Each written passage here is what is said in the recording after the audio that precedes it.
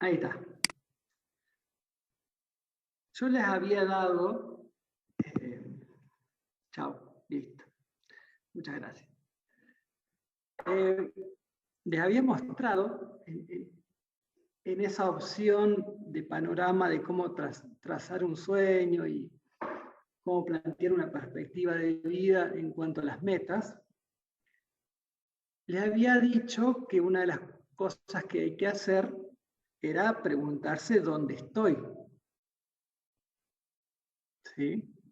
Porque está todo muy bueno soñar, está todo muy bueno tener metas, objetivos, escribirlo. Bueno, está todo muy bueno, obviamente. A todos nos encanta pensar qué bueno sería hablar 4 idiomas y no sé, qué sé yo, tener mi casa antes de los 30, qué sé yo, ponele. Está todo muy bueno, son metas buenas. Pero uno siempre tiene que averiguar dónde está para poder hacer un análisis hacia dónde va a llegar. Hacer un análisis dónde estoy con respecto hacia dónde voy. ¿Está bien? Bueno. Entonces,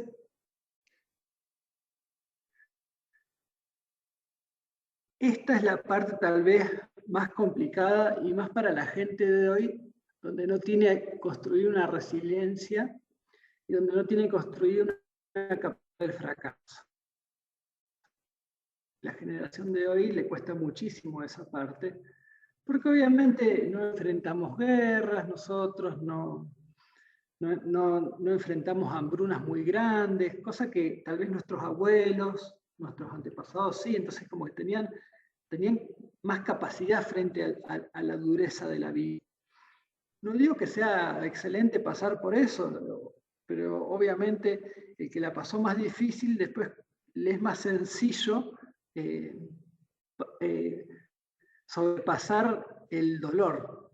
En cambio nosotros, como no estuvimos tan expuestos a esas cosas difíciles, y somos medio flojingui frente al dolor. No, nos deprimimos rápido, vemos todo oscuro, o sea, perdimos el colectivo, ¡ay, es el peor día de mi vida!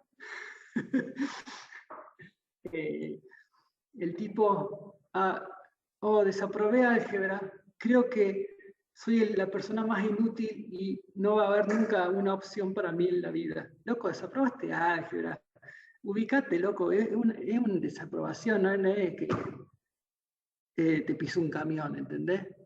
No pasaste por la Segunda Guerra Mundial y fuiste a un campo de concentración. Eso es difícil, eso es duro, eso es complicado. Bueno, que a la vez es una crítica hacia mí mismo porque soy parte de tu generación, no, no veas que yo te miro de arriba, me hago el chiste a mí mismo también. ¿Está bien? Oh, perdí el colectivo, qué difícil. Bueno, entonces, una vez que uno tiene un plan, tiene que preguntarse dónde está uno, y eso es lo complicado porque genera mucho dolor. Mucho dolor. Si uno, si uno, eh, si uno es sincero, genera dolor. Porque uno se te pregunta, ¿qué logré hasta el momento? ¿Estoy donde deseo estar? O peor aún, ¿estoy donde debería estar? Hay gente que hace 3 años está en primer año de la facu, loco. Y uno se pregunta, 3 años en primer año, ¿qué pasa? ¿Voy a estar eternamente en primer año? O en segundo, lo que sea. ¿Fue bueno mi desempeño? ¿Cuáles fueron mis fallos? ¿Cuáles fueron mis aciertos? Entonces está el dibujito famoso de Kino, donde el médico le pregunta qué parte le duele, y el tipo dice la realidad. Que podría decirse mejor, mi realidad, me duele mi realidad. Entonces, ¿cuál es el secreto frente a trabajar la realidad? Porque uno sí o sí se tiene que hacer un análisis de comparación. ¿Dónde estoy? ¿Hacia dónde debo llegar? Para saber cuál es tu punto de partida. Toda carrera tiene un punto de partida. Toda carrera. ¿Sí? Vos te ponen los autos, ponen la línea de partida y salen todos de ahí. Bueno, ¿cuál es el secreto de esto? Mirarlo con la capacidad de decir, bueno, más allá de que me duela o no, puedo obtener de esto sabiduría y experiencia necesaria para que cuando llegue el momento de tomar las nuevas decisiones futuras del día de mañana, del mes siguiente, yo diga, bueno, mi punto inicial es este, pero, ¿sí? No importa dónde esté, puedo dar un pasito hacia allá. ¿Está bien? Ese es el secreto. Está bien, mi realidad es esta, es cierto. Me duele, no es que no me va a doler. ¿Sí? Mi realidad es esta y me duele esto, me duele el orgullo, y me duele la autoestima, o estaría más feliz si en vez de en primer año o en segundo estoy en tercero, o lo que sea. Sí, bueno, esta es mi realidad. Pero yo puedo dar un paso más mañana, puedo dar un paso más hoy, puedo dar un paso más este mes y estar más cerca de ese sueño que tengo. ¿Está bien?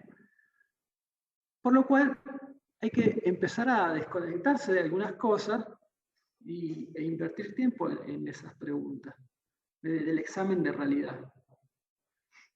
Yo en su momento, cuando una vez me dijeron que haga una charla para los alumnos en la UTN, yo hice como un esquemita de examen de carrera, por ahí lo debo tener. Bueno, fijo, si alguien lo quiere, me escribe un mail y se lo mando. Pero era como para hacer un análisis de cómo estás en tu carrera, ¿viste? Materias regulares y qué sé yo, que en una página vos mires y decís, mira, debería estar acá, pero estoy acá. O sea, un análisis rápido de la profesión, en este caso del estudio, ¿no? No de la profesión en cuanto al desarrollo de ciertas habilidades, sino de cuándo me recibo. ¿Está bien? Bueno, de esos tipos de análisis uno tiene que hacer en todo. De cómo estás emocionalmente, cómo estás físicamente, de cómo estás en dinero. Porque hay gente que gasta lo que no tiene. O hay gente que quiere cosas y no ahorra para poder comprarte esa cosa. Comprarse el curso, comprarse el Arduino, comprarse el libro. Entonces uno tiene que ver todos los recursos y cómo está con ese recurso. Por ejemplo, si estás mal emocionalmente todo el tiempo, y todo te cae mal, sos un amargado, vivís deprimido, el clima está nublado, te pone mal porque está nublado, hace mucho calor, putea contra todo el mundo porque hace calor. Ay, no, yo no me puedo sentar ni en el colectivo porque tengo calor y me da calor el asiento. Si todo te cae mal, bueno, tal vez habría que ir a un psicólogo, un psiquiatra que te tiene una mano, ¿viste? Hay que buscar soluciones, ¿no? Decir, es así mi vida y ya está. Y así con todo. ¿Está bien? Bueno, listo. ¿Preguntas? Puedo hablar más, pero son tips. No puedo hablar una hora de esto.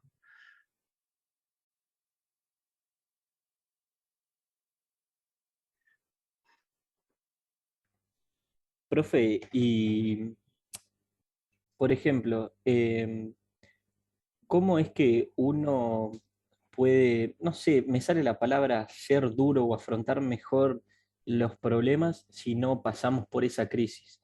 Me pregunto porque justo, o sea, me quedó esto que decía de la guerra, y hace poco estaba leyendo un libro de psicología que explicaba el tema de un tipo, bueno, analizaba el personaje de Peaky Blinders, Thomas Shelby, que por ahí muchos lo deben conocer, la personalidad del tipo, que es un tipo que después de la guerra tiene un cambio, eh, qué sé yo, un cambio de personalidad, y cómo su frialdad y su análisis, su parte racional, digamos, sale a causa de haber pasado esa tragedia, digamos. Y bueno, y en el libro al final dice que tal vez hoy en la generación actual se debe sufrir alguna crisis para lograr ese nivel de racionalidad. No sé.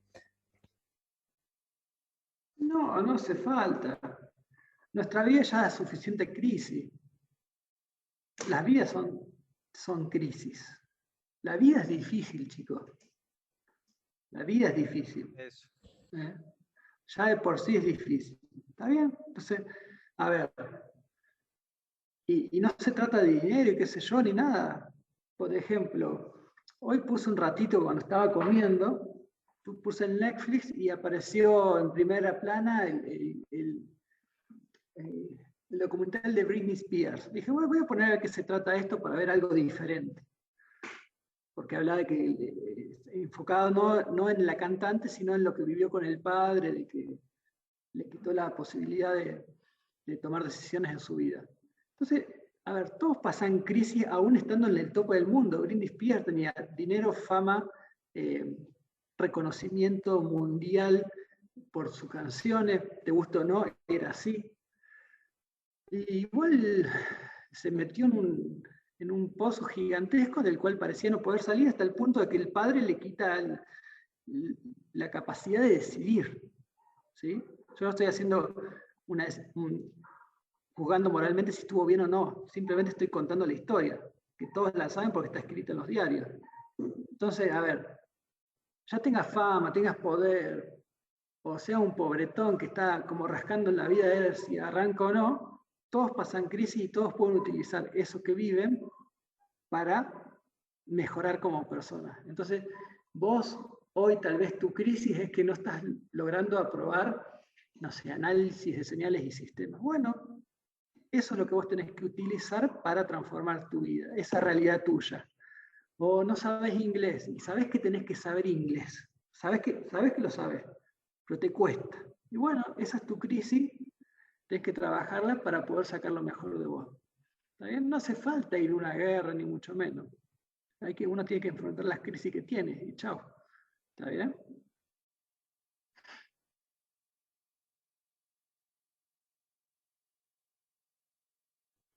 ¿Qué más?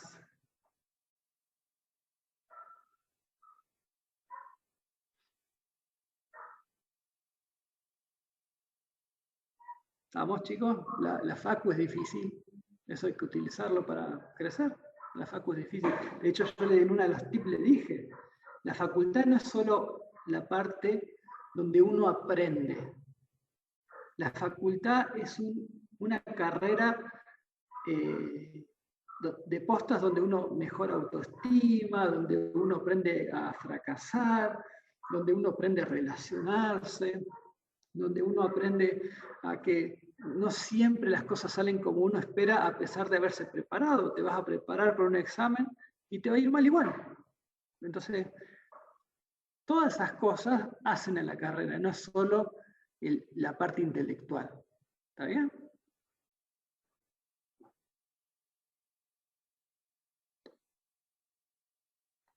La crisis de pudo.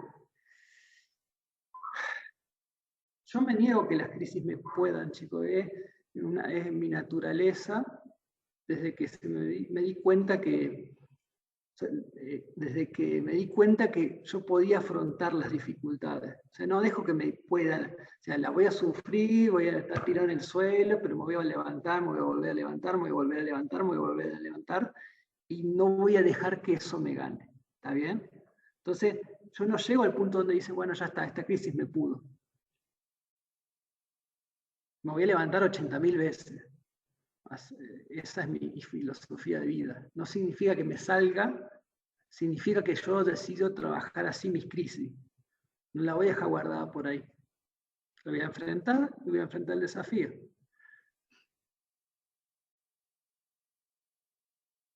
¿Está bien?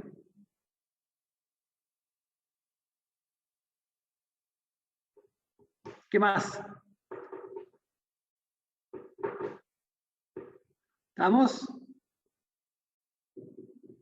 Bueno, Por mí sí. ahí está. Sí, sí, tengo ganas de física. Ya quiero aprender. Dale. Bueno, vamos a física. Vamos a ver qué se puede hacer.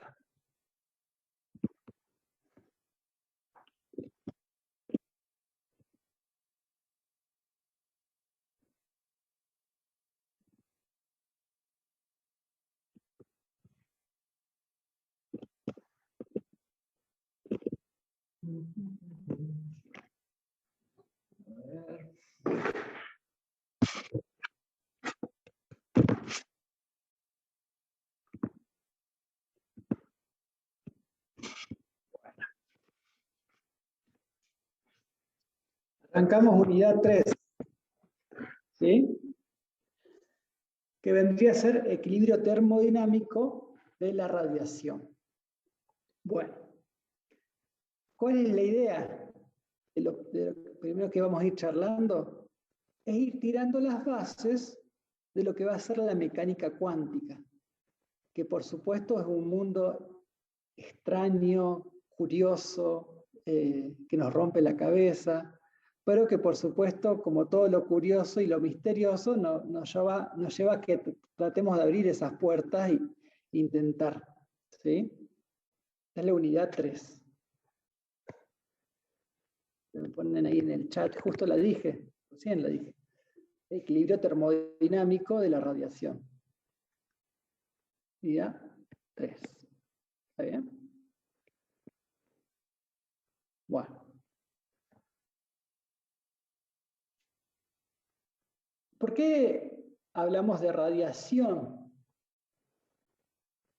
Y porque nos interesa ver cómo los cuerpos emiten, especialmente, por ejemplo, cuando están aumentando de temperatura, porque cuando un cuerpo aumenta de temperatura, tiene una radiación electromagnética que tiene una forma, ¿sí? Se mueven sus partículas, las partículas de la materia, y eso genera una radiación. Bueno, en la historia de la física, mucho de lo que tiene que ver con la base es el estudio de los cuerpos negros, que acá yo puse un ejemplito sencillo que sale en los libros, que vendría a ser que es un objeto que irradia una vez que se calienta, pero que absorbe todo lo que puede de las longitudes de onda. Por ejemplo, no sé si se entiende el grafiquito, acá entra un haz de luz a la caja esta negra, y empieza a rebotar por todos lados, qué sé yo, pero se queda ahí adentro el haz, como que absorbe toda la radiación del haz de luz. Y después cuando va absorbiendo, en algún momento empieza a irradiar. ¿Está bien? Entonces un cuerpo negro es aquel que absorbe toda la energía de la luz, por ejemplo, y después irradia. Bueno. ¿Me van siguiendo, chicos? ¿Se entiende? Sí. ¿Sí? Hablando de eso, una preguntita. Los materiales que son completamente negros, oscuros, que absorben la luz enteramente, ¿esos cómo se calientan? Más o menos. No sé si usted conoce el Vantablack o alguno de esos colores que uno ilumina y no pasa nada directamente. ¿Cómo Bueno, funcionaría con eso? por supuesto que no hay un material perfecto y tampoco hay un cuerpo negro perfecto, pero se supone que en ciertas longitudes de onda el cuerpo absorbe y no refleja nada. Por eso se dice que los colores oscuros tienden a absorber los haces de luz, mientras que los colores más claros, por ejemplo, los que tiran al blanco, reflejan todo lo que les viene encima. Obviamente el todo es un eufemismo, porque no es cierto, es un poco. ¿Está bien? Entonces, ¿qué está sucediendo? Absorben todas las longitudes de onda electromagnéticas y por eso captan mayor energía que otros. ¿Está bien? Esa es la idea. Bueno. Entonces, ¿qué tipo de estudios se fueron haciendo a través del tiempo de este tipo de cajitas de cuerpos negros? Y bueno, la primera que aparece en escena, o una de las primeras, es la ley de, capaz que la conocen, Stefan Boltzmann. ¿Sí? Bueno. Estamos hablando del año más o menos, si mal no recuerdo, 1900, ¿sí? Por ahí. Imagínense, estamos hablando hace mucho tiempo atrás. Pero fueron las primeras leyes. Bueno, eh, vendría a ser cómo emite un cuerpo negro. Esa era la gran pregunta. ¿Cómo emite? ¿Sí? Un cuerpo negro. ¿Cómo emite un cuerpo negro?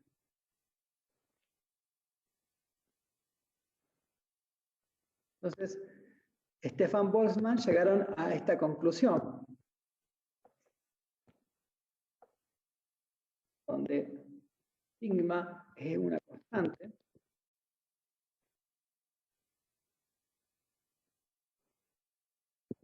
watt, cuarta, y que se conoce como constante de Stefan Boltzmann.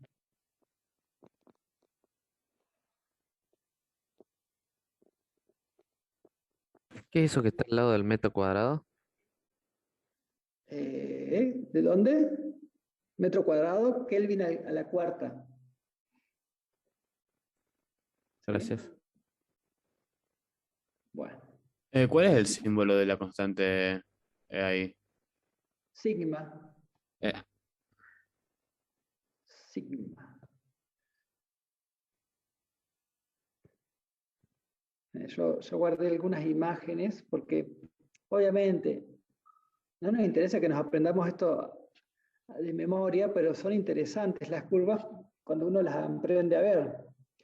Entonces, a medida que aumenta la temperatura, supuestamente por la ley de Stefan Boltzmann, va creciendo su emisión. Que parecería tener sentido, pero esto se va siempre en una escala exponencial y nunca se detiene. Eso plantearon estos dos científicos primeramente, ley de Stefan Boltzmann, ¿sí? Y nos genera una curva de este estilo. Después, ¿qué apareció? Ley de desplazamiento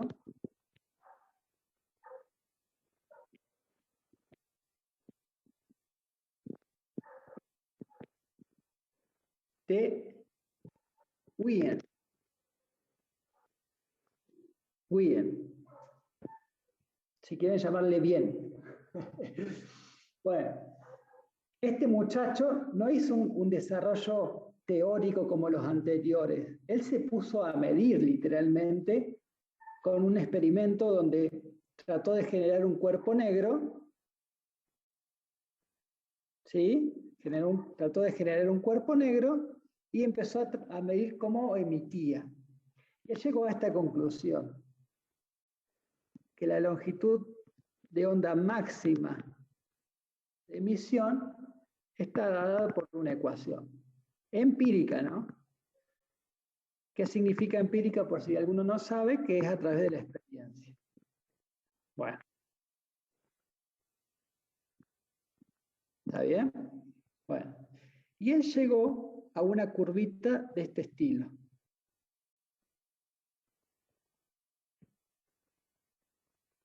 ¿Está bien? Longitudes de onda y energía y densidad de energía. Bueno, perfecto. Entonces vamos avanzando en el desarrollo de lo que vendría a ser cómo emite un cuerpo negro. Todo muy interesante, ¿no? Fíjense cómo van cambiando las curvas de emisión de acuerdo a la temperatura. Pero en este caso no son exponenciales, sino son parecidas como a una ley de Gauss, ¿o no? ¿Se dan cuenta? A una campana de Gauss. Ya, obviamente no son campanas de Gauss porque están deformadas, pero tienen esa tendencia. Bueno. Perfecto. Después apareció en escena la ley de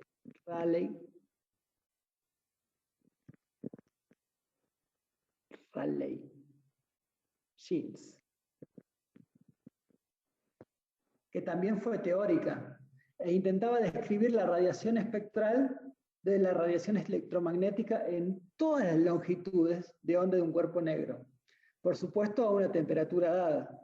La cuestión que fue estudiada por Wien, o sea, las curvas anteriores. Bueno, y ellos generaron una ecuación teórica dada por la siguiente función. En base a la frecuencia y la temperatura, tenemos 2pi por F igual al cuadrado, la constante, dividido C cuadrado. ¿Está bien? C es la velocidad de la luz, K es la constante de Boltzmann.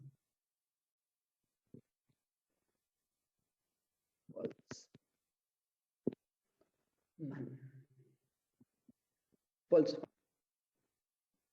Bueno. ¿Qué pasó? Esta ecuación parece ser buena para describir en una parte de las ecuaciones, una parte de la ley de Wien, pero se la conoce como la catástrofe ultravioleta. ¿Por qué? Se lo voy a poner acá por si no me van siguiendo. Se la conoce como... Profe, ¿rho al cuadrado qué sería en esa ecuación? ¿Qué cosa? ¿Ese es un rho al cuadrado? ¿O Una qué es? F, una frecuencia. Ah, Frecuencia al cuadrado.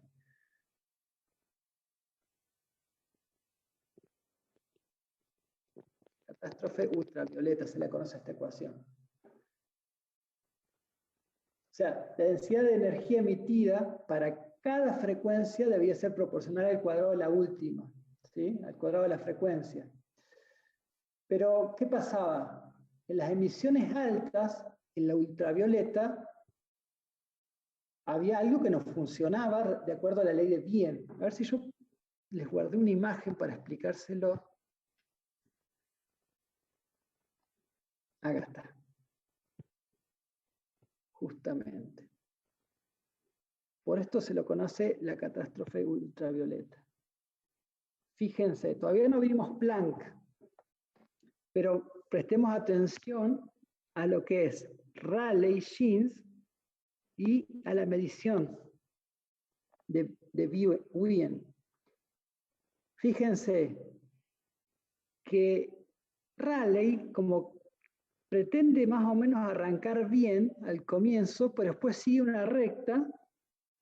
En cambio, Wien baja. ¿Se dan cuenta o no? sí, sí. Bueno, entonces por eso se lo conoce como la catástrofe ultravioleta, porque como que intenta pegarle a la primera etapa, pero después no, las mediciones no encajan ni ahí. Bueno, entonces, claro, tenía que aparecer alguien que explicara mejor la radiación de un cuerpo negro, porque si no parecía que nadie le pegaba. Obviamente Wien sí, porque lo hizo midiéndolo. Bueno, por eso aparece en escena el famoso Planck, ¿sí? El científico Planck. ¿Lo conocen a Don Planck o no? Sí, de química. ¿De dónde lo conocés? De química, cuando te enseñan efecto electromagnético, no sé cómo es. Muy bien, Fotoeléctrico. Ah, ese, está ese. bien, está bien, perfecto. No, pero sé que me había dicho, no, lo conozco de Facebook, y digo, no, de Facebook no está más, pues está muerto Planck. Capaz que hay uno que se puso Planck, pero no existe. Bueno, por supuesto, hay muchas historias acerca de Planck, pero una de las que me pareció más graciosa y ciertamente creo que no es cierta, es que dicen que Planck lo habían contratado de una empresa que hacía foquitos, ¿sí? Los foquitos de antes, no los de ahora, viste que son todos LED. Pero ¿te acordás que antes los foquitos, porque ustedes no son tan jóvenes, antes los foquitos tenían filamento o no? ¿Se acuerdan de esos foquitos? Sí, ¿Alguno, Claramente. sí, los incandescentes.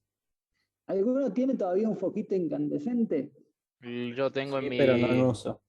en mi lámpara plasma.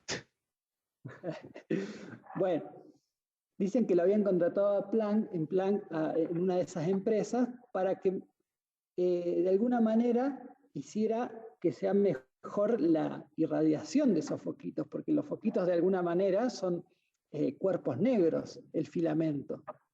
Un cuerpo que tiene que irradiar mucho a pesar de que es un cuerpo negro. ¿Está bien? Bueno, no tuvo mejor idea Planck que hacer una tesis de no sé cuántas páginas y decir, acá está la solución. Y creó la nueva teoría de emisión de un cuerpo negro. Esa es una de las historias que se cuentan, que yo no me la creo, me parece que es apócrifa, pero me pareció interesante. Imagínate que vos te contratan de una empresa y te dicen, bueno, mejorame este proceso, y vos caes con una tesis doctoral diciendo, yo lo solucioné y escribí una nueva teoría de la, no sé, X cuestión. Que estaría muy bueno, si lo podés hacer, te felicito. Bueno, sigamos. Entonces, Planck teóricamente hizo todo teórico, o sea, no hizo ninguna medición. Eso también es lo impresionante de Planck. Por teoría que logró él llegar a esta ecuación.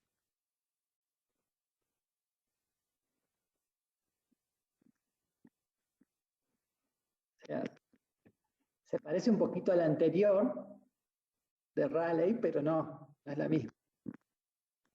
Tiene un poquito de parecido nomás.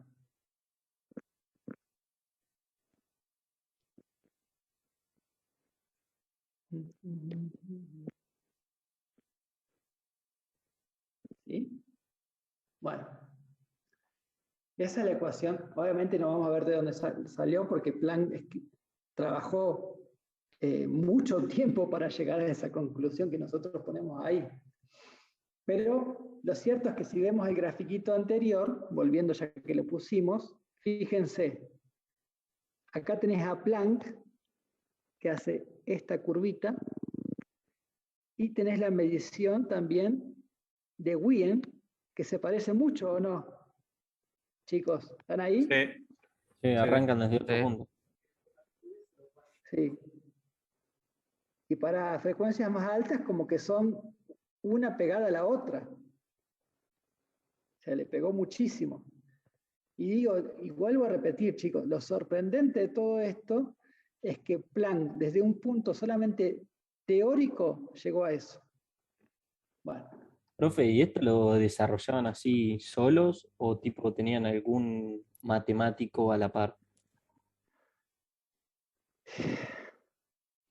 a ver, no hay una soledad completa nunca, chicos. Eso también yo lo suelo explicar porque a veces la gente se compara con los genios de las diferentes etapas de la historia.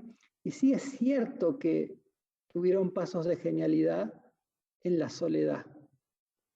Pero siempre hay una combinación donde uno trabaja con un poquito con alguien o trabaja con los trabajos de alguien. Entonces, si yo, por ejemplo, creo una nueva teoría X, pero si yo estuve leyendo 50 trabajos teóricos de otras personas, ¿puedo llegar a decir que mi nueva teoría es puramente mía? Les hago la pregunta. No. No, imposible. O sea, vos aprendiste de los anteriores y después tuviste un destello de genialidad donde sumaste algo más, pero nunca es sol en soledad. ¿Está bien? Ninguno le logró pegar en frecuencias bajas. ¿Cómo? Ninguno logró hacer una fórmula aproximada para las frecuencias más bajas. Y es bastante aproximada la de Planck. Es hasta ahora la que mejor le pegaron. ¿Sí? Pero no, Y no empieza la misma que Rayal Jeans. Rayleigh-Jeans es la curva recta. ¿Sí? La de Planck es la del medio, que está un poco diferente, por supuesto, a la de Wien, pero que es bastante parecida. Hasta ahora es lo que más se le pegó. ¿Está bien? Y que funciona, porque en base a Planck después hay muchos avances donde realmente se nota que el punto teórico ofrecido por Planck es el adecuado. ¿Está bien? Perfecto. Bueno. Profe, ¿y qué sería? ¿Es una I lo que está anterior a los paréntesis? Sí, ¿Y la ese intensidad de término qué radiación. sería? intensidad de radiación. ¿Sí? Y lo Como acá. que está dentro de los paréntesis, que, o sea, frecuencia y tiempo sería. Frecuencia y temperatura. Acordate, estamos hablando de radiación en base a aumentos de temperatura. Ah, bien. Intensidad de radiación. ¿Sí? H, me puse a hablar del límite clásico y me olvidé de ponerles esto. H es la constante de Planck.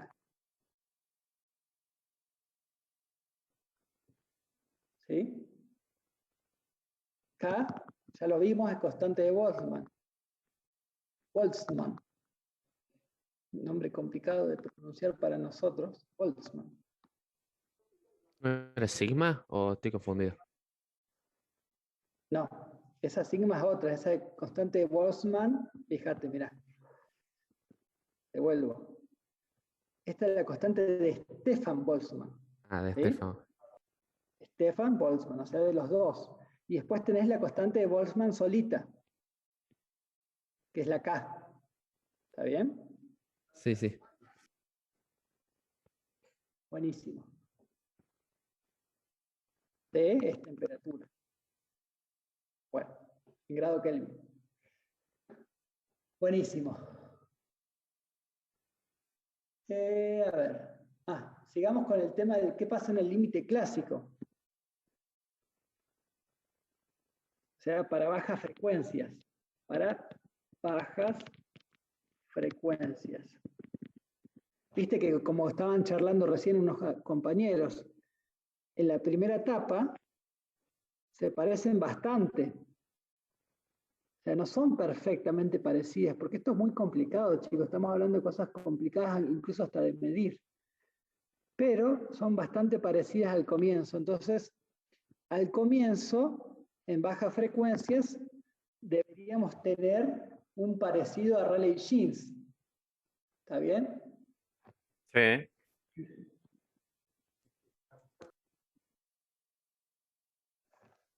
Me gusta que ustedes la casan rápido. O me dicen sí porque no tienen ganas de que diga nada yo. No sé. No, no, se entendió, se entendió.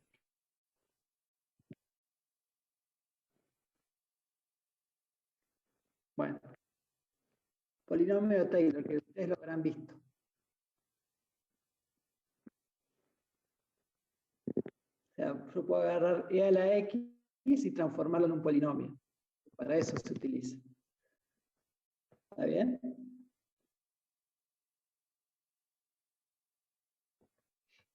Bueno. Por otro lado, tenemos que a altas temperaturas, ahora vamos a ir construyendo a qué quiero llegar. Déjenme ir construyendo los bloquecitos. A altas temperaturas, ¿sí? O bajas frecuencias, sucede lo siguiente. E a la H es similar a 1 más HF K. ¿Sí? O sea, las primeras partes del polinomio. Que si reemplazo mi ecuación grande, esa que veníamos trabajando, la de Planck, fíjense, ¿qué vamos a poder hacer? El asterisco al lado de la T, ¿qué es? Asterisco. No, ¿Dónde puse? la K creo que está Es una diciendo K. la constante. Ah, Es una K, es la K constante de Boltzmann. Profe, ¿y lo que está en el denominador multiplicando por la constante de Planck es una F o una T minúscula? H por Es F una F. dividido K por T. ¿Sí?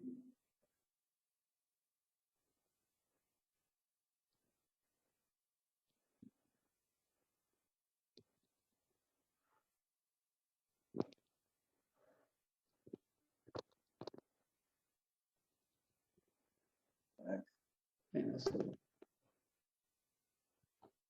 Con este arreglo por el polinomio, llegamos a la ecuación anterior. ¿Sí?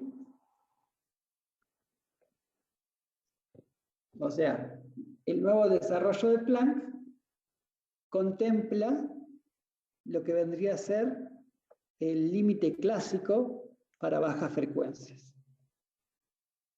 Eso habla también de la validez del avance de Planck. Ahora, ¿qué es lo que sumó Planck, si yo tuviera que decirlo rápidamente? Él lo que sumó fue la cuantización de la radiación. ¿Sí? Porque aparece la... ¿Dónde está? Acá. Aparece la componente H por F.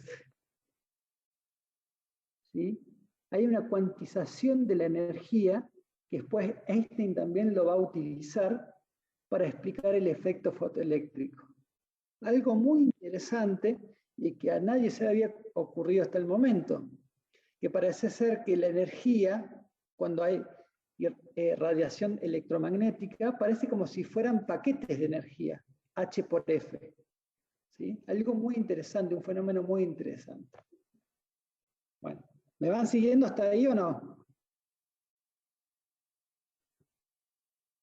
¿Sí? Sí. Bueno, otro hito importante en el avance de la mecánica cuántica, que fueron los fundamentos para lo que hoy conocemos como mecánica cuántica, fue el entendimiento del efecto fotoeléctrico.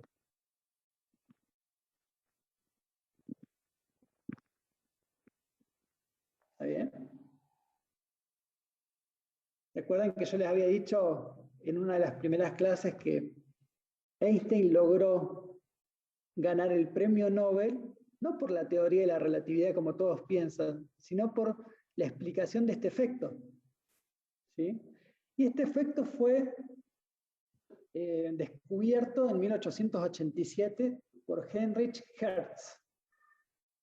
¿Qué es lo que vio él? Que al observar un arco que salta entre dos electrodos, ¿sí?, conectados a una alta tensión, Hertz notó que cuando... Se le cortó en el medio, profe. Disculpe. Sí, no hay drama, lo volvemos a explicar. A ver, les voy a poner un grafiquito, ya que se cortó para explicarlos mejor con un grafiquito. Acá está.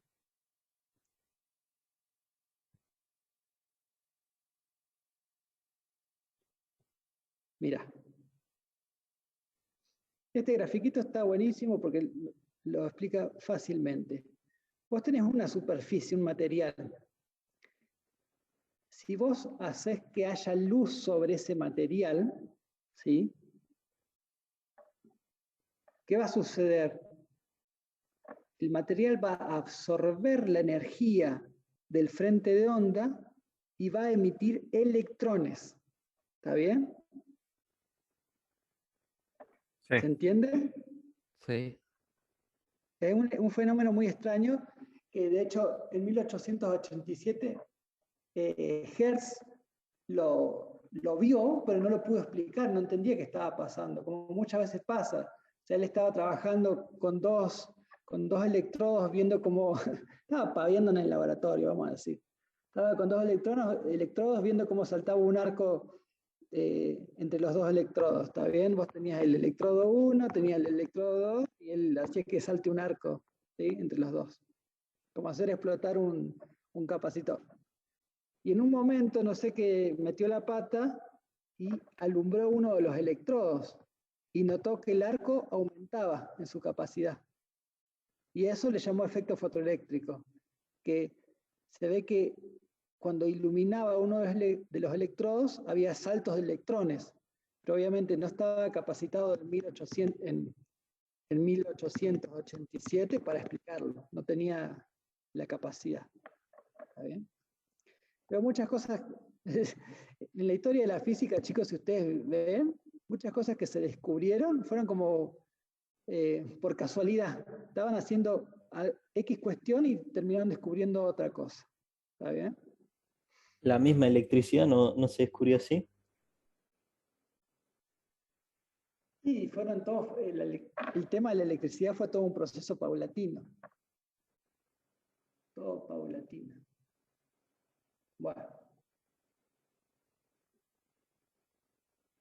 ¿Vamos bien o no? ¿Sí? También cómo se puede estar. Eh, Ese fue Eduardo quejándose de la vida, seguramente. Bueno, sigamos entonces. Entonces, obviamente cuando se descubrió el efecto, los diferentes científicos quisieron explicarlo. Y lo primero que se intentó explicar es con el modelo de las ecuaciones de Maxwell, que era lo que estaba disponible, ¿sí? Ya se intentó explicar con modelo ondulatorio.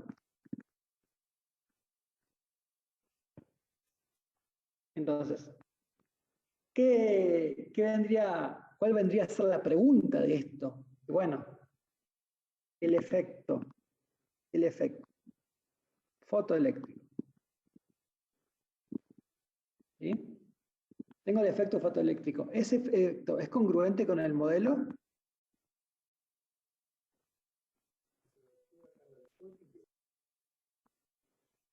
Modelo. Bueno, entonces se realizó un experimento. Vamos a poner una imagen.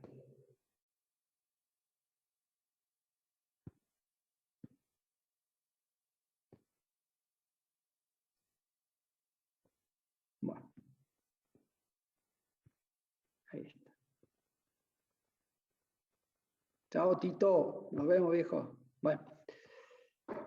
¿Qué es lo que se hizo? Acá. Tenemos los dos electrodos, cátodo y ánodo. ¿Está bien? ¿Sí? Es un experimento que se hizo para tratar de explicar el efecto fotoeléctrico. A la vez, al cátodo se le posiciona una luz para que absorba. ¿Está bien? Porque recuerden que cuando absorbe un material luz que tiene energía, saltan los electrones. ¿Está bien? El ejemplito sencillo que vimos acá. Bueno. Eso se lo conectó a una fuente, ¿sí? A una variación de tensión con un reóstato y demás, para ir viendo y sacando curvas a medida que uno va cambiando los diferentes aspectos de este experimento, ¿no? Bueno. Eso es lo que se intentó hacer.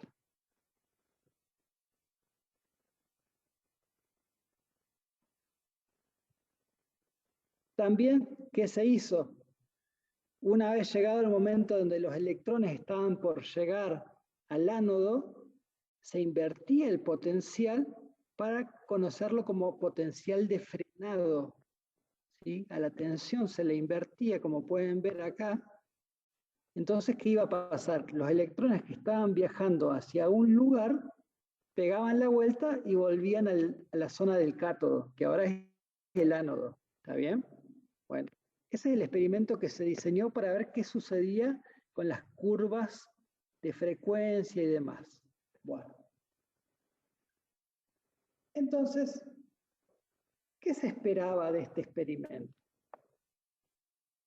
¿Qué se esperaba? Tenemos nuestros electroncitos que van saltando de cátodo a ánodo, se cambia la dirección del electrón y demás, y según el módulo ondulatorio iban a pasar tres cosas. Primero, la intensidad de una onda electromagnética depende de su amplitud, pero no de su frecuencia. O sea, depende de A, no de F. Eso es lo que se pensaba. Después, ¿qué se pensaba también? Que se necesitaba cierta cantidad de energía llamada función trabajo para expulsar un solo electrón. ¿Sí? Entonces, tenía que haber una función trabajo.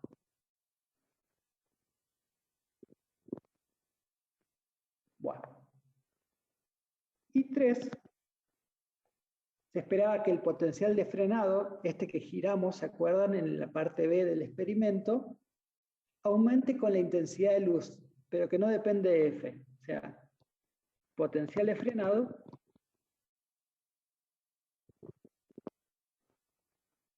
aumenta con intensidad de luz. ¿Sí?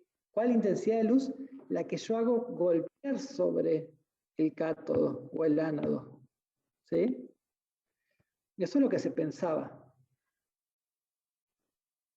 Pero no depende de la frecuencia. Bueno, todo muy bonito. Pero ¿qué pasó? ¿Qué es lo que se midió? ¿Qué se midió? Esto es lo que se pensaba, pero se midió otra cosa. ¿Sí? Tenemos que B es igual a U sobre Q. ¿Está bien?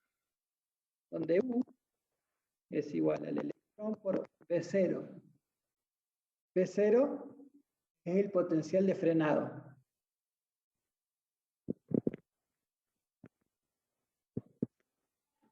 Bueno. El trabajo está dado por la carga por B0. Esto es igual a delta K. ¿Se acuerdan? Por el teorema del trabajo y la energía.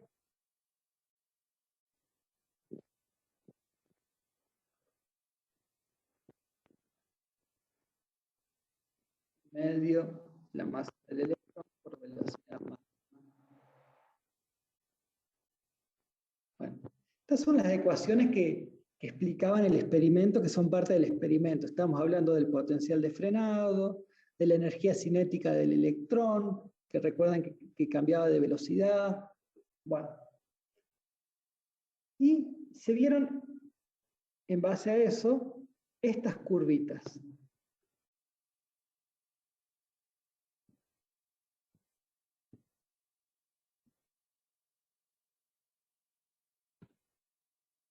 Profe, Fíjense.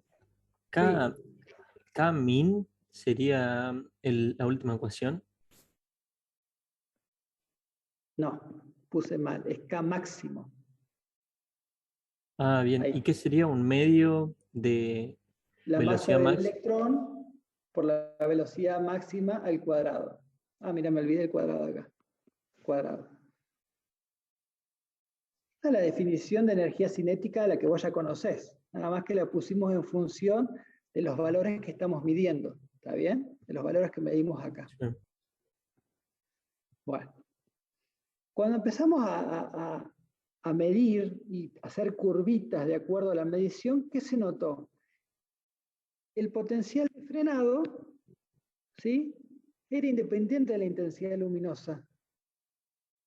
O sea, estaba siempre en el mismo punto el potencial de frenado a pesar de que uno cambiaba la intensidad luminosa. ¿Sí? Bueno.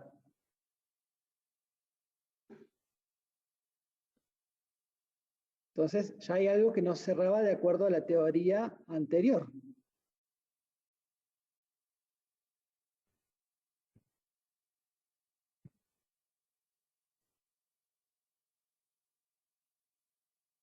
En cuanto a la frecuencia umbral, ¿sí?, recuerden que está relacionada a lo que nosotros denominábamos función trabajo, esta. ¿Qué se nota? El potencial de frenado es cero en la frecuencia umbral. Los electrones emergen con energía cinética cero, pero después ya directamente emergen. ¿Está bien?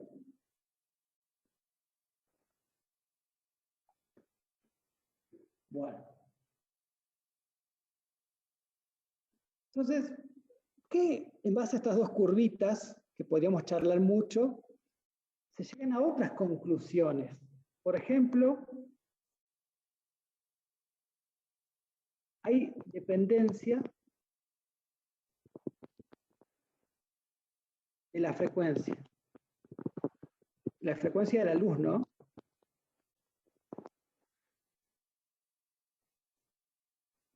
No hay retraso. O sea, no hay una función trabajo que esté retrasando la emisión. Llegado un momento, cuando se pasa cierto umbral, directamente se disparan los electrones. Y finalmente,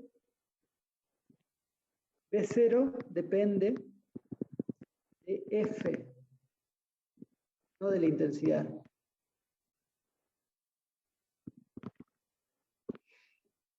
Como se ve acá. Si la F es constante y cambia la intensidad, el potencial de frenado sigue fijo. Pero si vos cambias la frecuencia, el potencial de frenado cambia. Cambia de La valor. primera que dice, Aunque la intensidad sea la misma, ¿no? Aunque la intensidad sea la misma. ¿Está bien? la primera que dice, profe, depende de... Dependencia de la frecuencia de la luz. O sea, el fenómeno depende de la frecuencia de la luz. Antes se decía O sea que que no. la 1 y la 3 estarían conectadas, digamos. O sea, no Sí, son lo está todo mismo, pero... conectado. Y lo No, de no que es no lo hay mismo. retraso es lo de que en la frecuencia umbral. Claro. Una vez que vos pasás la frecuencia umbral, no hay que esperar para la emisión. Directamente salta el electrón. Sí, antes se creía que había como hay que esperar un poquito y no. Lo cierto es que cuando vos pasás la frecuencia umbral, ¡pum!, el electrón salta. Ah, bien. ¿Sí? ¿Y Bueno, esa frecuencia de umbral de qué depende del material? y sí, depende del material, de la frecuencia que vos le pegás, todo. O sea, es un conjunto de cosas.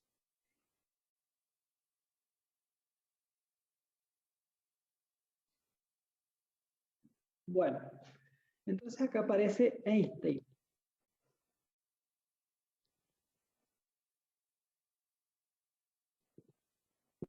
El famoso Einstein.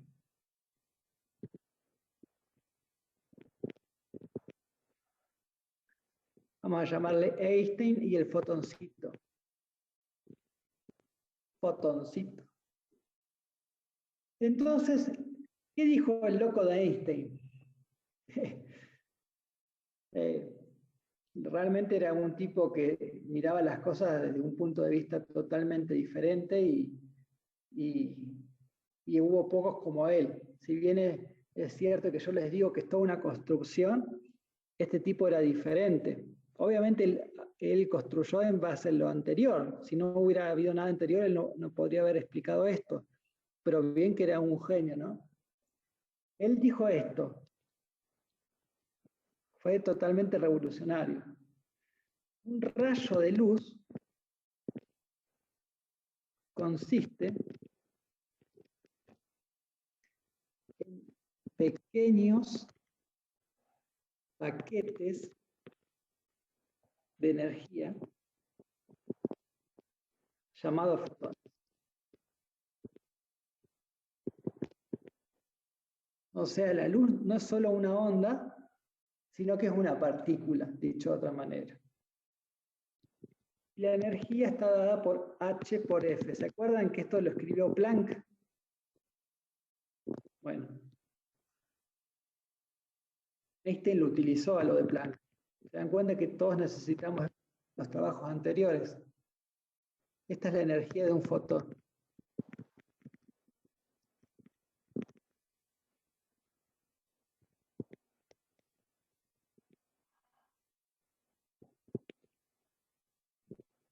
Energía de un fotón. Obviamente H es la constante de Planck. Entonces, ¿qué decía Einstein? Cada fotón es absorbido por un electrón. Eso decía Einstein. El electrón es Todo está diciendo para poder explicar el famoso el efecto fotoeléctrico, ¿no? Un electrón se desprende.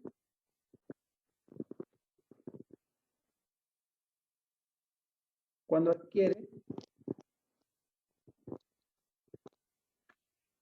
mayor energía que la función trabajo. O sea, no hay espera. Vos pasás el umbral y chao, salta el electrón.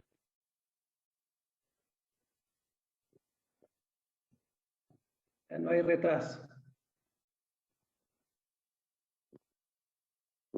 Emisión.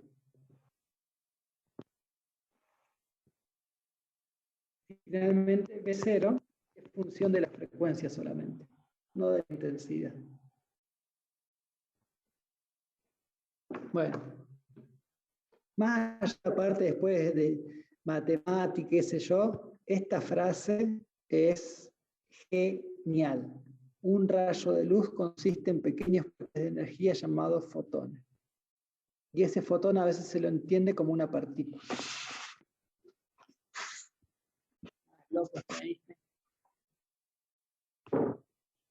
¿Puede mostrar de nuevo las 4 apartados que se puso? Sí, ahí está.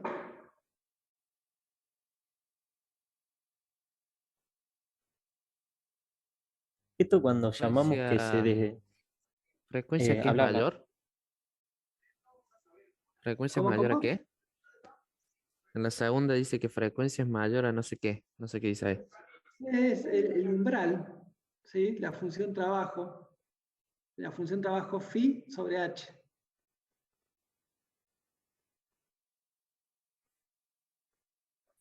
Profe, yo no entendí la cuarta. Que el potencial de frenado es solamente función de la frecuencia. Esto es potencial de frenado. Ah, sí, está.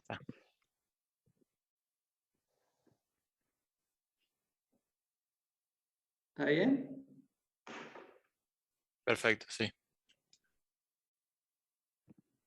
Profe, me van a matar, pero yo me quedé con una duda sobre la frecuencia umbral.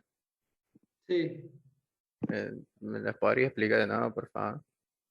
O sea, no la entendí. No, la frecuencia umbral, o sea, la función trabajo, O sea, ¿qué es? es ¿Qué una es lo que hace? energía. Es una energía que, o sea, es como que vos tenés tu material, tenés tu electroncito y vos tenés cierta energía en un haz de luz. ¿Sí? Sí, Si esa energía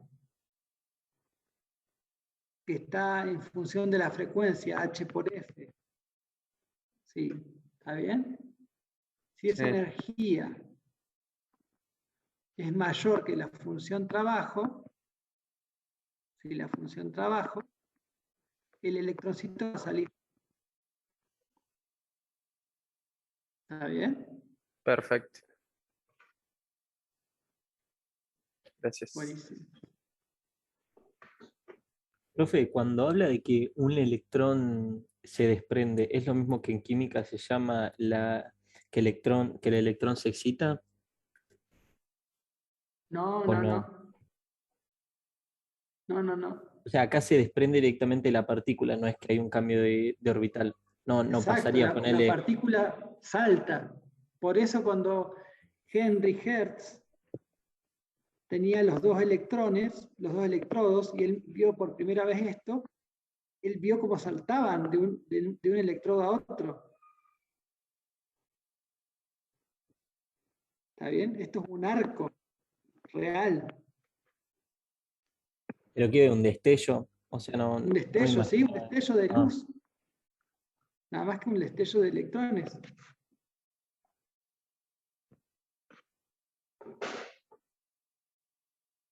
Totalmente. o sea que nosotros, imagino que se usa, ¿no? Pero utilizando este principio podríamos lograr mayor alcance a la hora de, o mejor dicho, ampliar el alcance de un rayo de luz. Claro. O sea, cuando vos tenés, por ejemplo, tus dos electrodos y esos generan un cierta cantidad de destello. Si vos le haces llegar un haz de luz a uno de los electrodos, ese destello va a ser más grande, más potente. O sea, puede llegar más lejos. Y va a ser más fuerte en intensidad también.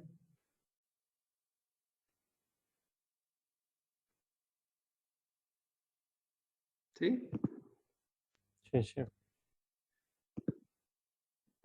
Bueno, Eso puede ser que se hacía con los foquitos estos incandescentes, se llaman, que yo he visto que los regulaban, ponele, y la intensidad de la luz se ampliaba.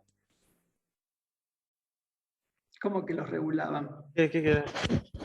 Claro, o sea, ponele, No sé, son 7, ahí le hablo de eso, Corea. Hay uno que está Nomás charlando, no sé con tenés quién. el micrófono abierto. no sé cómo se regulaban, porque nunca vi así de cerca, pero le cambiaba la intensidad a los foquitos. No, No eso sé se si- hace con un reóstato, a lo bruto. Es variarle la resistencia al filamento directamente. No tiene que ver Ah, con con la el resistencia tiene que ver. Exacto. Vos con un reóstato varías la intensidad de corriente que circula por el filamento, por lo cual va a iluminar más o menos. ¿Está bien? Claro, pero lo rompes más rápido al cambiarle la resistencia, imagino, ¿no? Claro, es más rápido. Un reóstato es una resistencia variable, Eduardo. Tenés menos electrónica que yo de medicina. Estábamos todos iguales, ¿eh? Yo tampoco sabía, ¿eh? Yo Yo tampoco. en colegio público. Ay, Dios. Profe, Sí. ¿y el circuito dimmer o dimmer, qué sería? Eso también se Y usa ese- para variar la resistencia del filamento. Claro, es eso. Ah. Es lo mismo.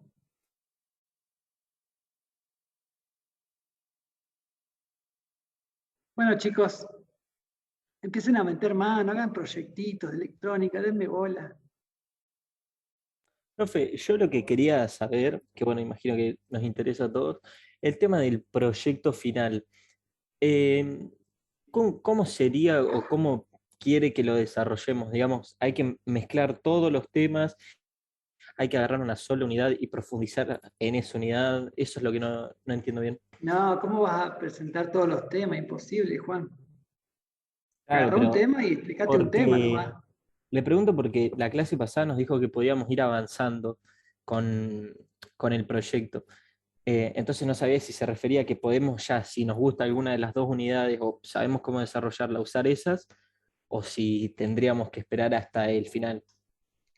Y agarrás el programa y lo lees también. Si vos ves algo que te interesa del programa, decís, a ver, qué sé yo, ¿qué se trata esto? Y buscás en Google y te llama la atención y trabajas en eso. No hace falta que yo te lo dé el tema, porque si no, imagínate el último tema, van a faltar 3 clases y no vas a llegar a terminar el proyecto. Es la primera vez que escucho de que me manden al programa, por eso. Eso aparece en Bueno, la página de la Facu. sí. Si no, lo puedo subir yo también, pero está en la página de la Facu, si eso me lo pidieron hace 1000 años. Entonces, yo no sé, capaz que hasta te lo subí ya también en el Classroom. ¿Y qué han hecho en otros años? Han hecho de todo. De moduladores, de circuitos explicando Lo que cómo más les funciona un sorprendió, transistor. ¿Eh? lo que más les sorprendió, Un equipo que hizo de moduladores de radiofrecuencia y explicaron cómo se demodulaba la onda, todo en real time. O sea, llegaba la onda, la mostraban, la demodulaban.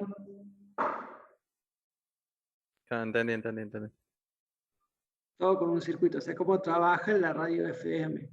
Todo con un circuito y explicándolo. A la vez graficándolo. todo en real time. Muy bueno.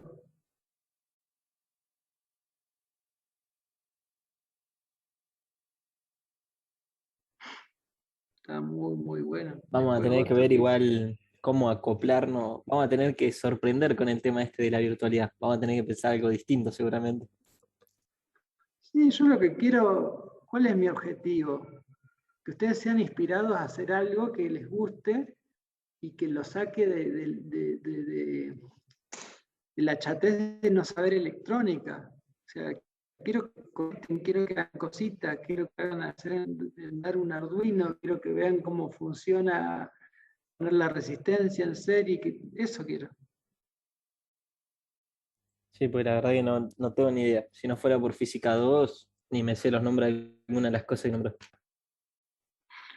Por eso, esa es la idea. Que compren cositas, que conecten, que quemen algo, que se fijen.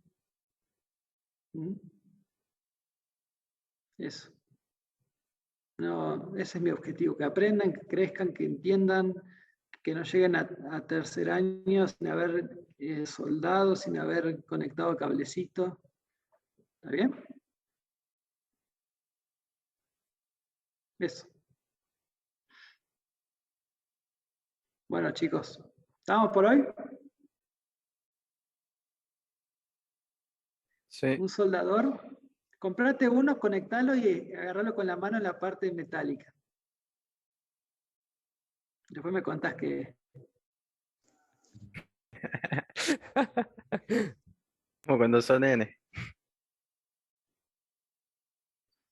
está bien. O si no, también comprate un capacitor así de este tamaño más o menos, conectalo, cargalo y agarralo de las dos patitas.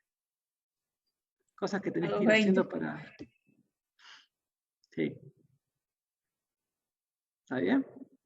Tarea para el hogar. O sea que nos Bueno, dice que chicos.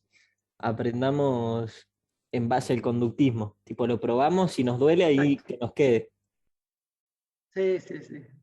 Sí, y agarren un diodo y háganlo reventar. Fíjense qué hacen las cosas. Tienen que probar.